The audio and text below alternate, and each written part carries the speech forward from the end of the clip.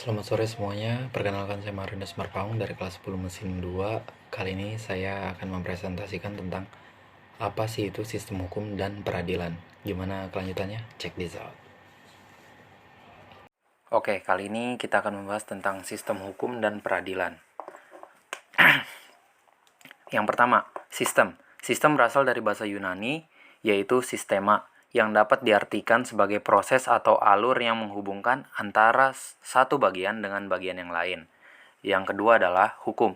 Hukum adalah suatu susunan atau tatanan teratur dari aturan-aturan hidup.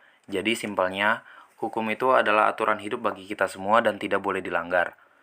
Jadi simpelnya, sistem hukum adalah kesatuan utuh dari tatanan-tatanan yang terdiri dari bagian-bagian atau unsur-unsur yang satu sama lain saling berhubungan dan berkaitan secara erat untuk mencapai suatu tujuan. Sistem hukum itu terdiri dari warga negara, penegak hukum, pemerintah, dan undang-undang atau hukum kebijakan. Oke, penggolongan hukum itu sebenarnya ada 4, berdasarkan wujud, berdasarkan wilayah yang berlaku, berdasarkan waktu, dan berdasarkan isi.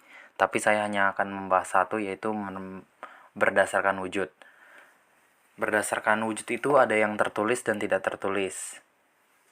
Hukum tertulis, yaitu hukum yang dapat kita temui dalam bentuk tulisan dan dicantumkan dalam berbagai peraturan negara.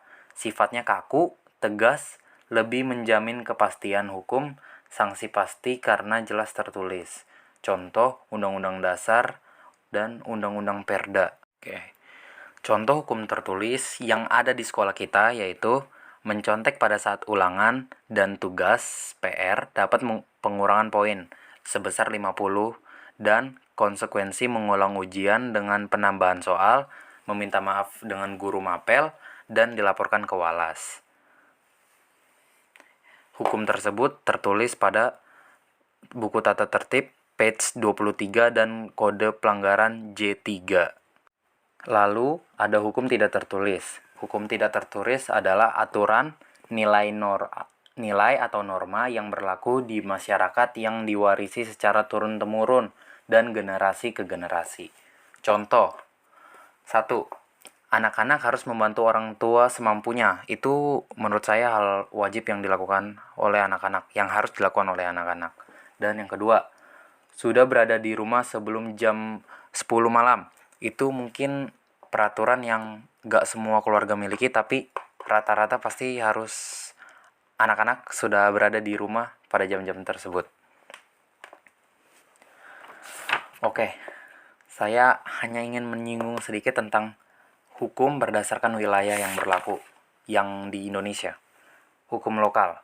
Hukum lokal adalah hukum yang hanya berlaku di daerah tertentu dan tidak berlaku di daerah lain. Contoh, di Aceh ada hukum syariat Islam.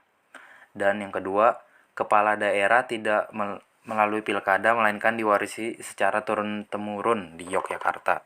Oke, mungkin segitu saja dari presentasi dari saya Marinus Marpaung. Semoga enjoy.